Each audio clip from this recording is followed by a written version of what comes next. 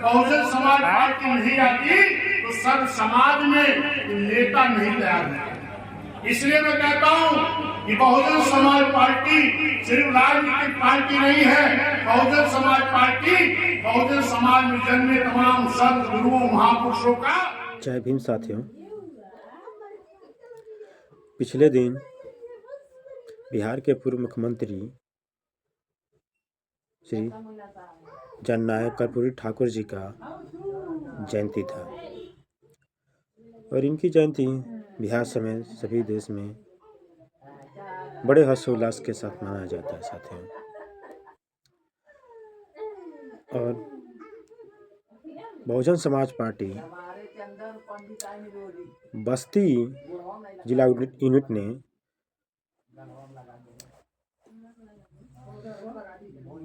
कर्पूरी ठाकुर जी की जयंती पर जिले के श्रद्धा मैरिज हॉल में कार्यक्रम आयोजित किया था, जिसके मुख्य अतिथि बहुजन समाज पार्टी के प्रदेश अध्यक्ष श्री विश्वनाथ पाल जी। और आपको मालूम होगा साथियों कि बहुजन समाज पार्टी जब बीपी सिंह की सरकार थी तो बहुजन समाज पार्टी ने भी समर्थन दिया था। तो आपको मालूम हुआ कि पिछड़ों के जो 27% आरक्षण है वो 27% आरक्षण बहुजन समाज पार्टी की बदौलत माननीय काशीराम और बहन जी के बदौलत मिल रही है।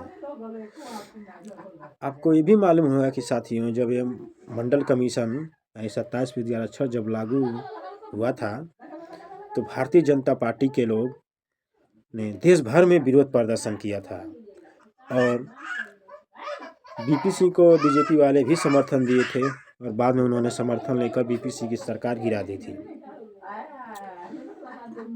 आपको मालूम होगा साथियों कि बहुजन समाज पार्टी ने उसमें 2 शासन जीते थे और बीपी सिंह को प्रधानमंत्री बनाने में सहयोग किया था और उसी समर्थन के बदौलत 27% आरक्षण पिछड़ों के लिए लागू हुआ और बाबा साहब को भारत रत्न मिला। और ये सब बहुजन समाज पार्टी की बदौलत साथियों। आपको भूलना नहीं चाहिए साथियों कि 27% आरक्षण लागू हुआ और पूरे देश में विरोध प्रदर्शन बीजेपी ने किया था। उसकी किस मुंह से कहते हैं कि हम पिछड़ों के हितैषी हैं। आपको मालूम नहीं होगा साथियों कि मध्य प्रदेश में कैसे निकाय चुनाव में 27% आरक्षण को लुढ़का कर 13% कर दिया गया। ऐसी तमाम बातें हैं साथियों। और सुनिए श्री विश्वनाथ पाल जी को कि बहन जी ने कैसे पिछड़ों के नेता बनाया और पिछड़े जो कहते हैं कि हमारे समाज के नेता हैं वो सभी बहन जी ने उनको ही बनाया है और बीएसपी के नर्सरी से ही निकले हैं, तभी गर्व से कहते हैं कि हमारे समाज के नेता हैं। सुनिए विश्वनाथ पाल जी क्या कुछ कह रहे हैं। आप मेरे साथ आ जाओ। दोनों ने कहा कहीं ऐसा न हो कि हम अगर आपके साथ आ जाए तो राजा बीपी सिंह हमको कहीं प्रधानमंत्री के कुर्सी से ना हटा। माननीय साहब ने कहा नहीं, अगर आप पिछड़ों के साथ खड़े हो जाओगे एक पिछड़ा कभी तुम्हें प्रधानमंत्री बना सकता है, आप इसमें मेरे साथ हैं। जब वो लगा माननीय बीपी सिंह जी को माननीय काशीराम साहब चौधरी देवीलाल चौटाला जी की वार्ता पानीपत में हुई और जब वहां से दिल्ली की तरफ चले तो बीपी सिंह जी को लगा कि लगता है कि माननीय साहब और चौधरी देवीलाल जी में बात फाइनल हो गई है। तब बीपी सिंह जी ने घबरा करके तुरंत मान्य बहन जी मान्य काशीराम साहब को बुलाते हैं और कहते हैं आपकी शर्त क्या है, आप बता दो, हम वो शर्त मान जाएंगे। तो मान्य साहब और मान्य बहन जी ने कहा जिन्होंने इस देश को भारतीय संविधान दिया है ऐसे बाबा साहब को भारत रत्न की उपाधि दे दो और जिन 52% बैकवर्ड के बल पर इस देश के प्रधानमंत्री की कुर्सी पर बैठे हो इनको मंडल कमीशन लागू करके इनको आरक्षण वक्त एक अडवाणी जी रथ यात्रा लेकर के निकले थे और ये रथ यात्रा रोक दो ताकि देश में खून खराबा और उन्माद न फैलने पाए। उस वक्त बिहार में जनता दल की सरकार थी और बीपी सिंह प्रधानमंत्री थे। उनकी रथ यात्रा बिहार में रोकी गई। माननीय शाह बहन जी और बहुजन समाज पार्टी के दबाव में आकर के तब जाकर के 90 में बाबा साहब को भारत रत्न की उपाधि मिली। और ये पिछड़े समाज के लोग जो 52% की आबादी है 90 में जाकर के इनको आधा अधूरा आरक्षण मिला। तो किसकी बदौलत? बहुजन समाज पार्टी माननीय कांसी राम साहब माननीय बहन जी की बदौलत मिला, वरना आज भी नहीं मिला। आधा अधूरा मैं क्यों कह रहा हूँ?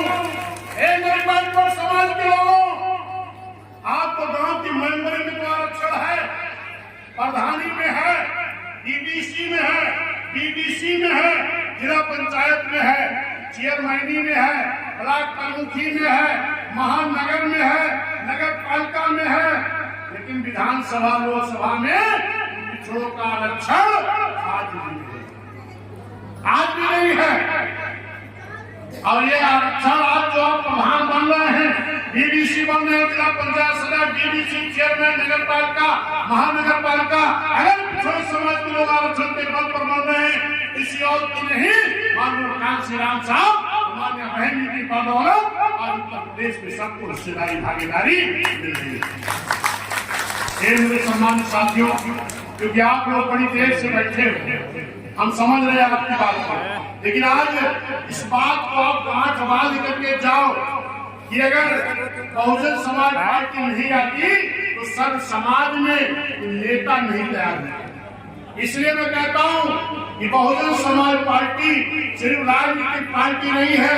बहुजन समाज पार्टी बहुजन समाज में जन्मे तमाम संत गुरुओं महापुरुषों का एक मिशन है और बहुजन समाज पार्टी रूपी एक नर्सरी है, क्योंकि यहीं से तमाम समाज के नेता इसी बहुजन समाज पार्टी रूपी नर्सरी से तैयार होके गए हैं और आज दूसरी पार्टियों में जाकर के बैठे हैं। तो आज पार्टी के लोग कहते हैं ये हमारे समाज के चेहरे हैं। अरे चेहरे बनाया किसने?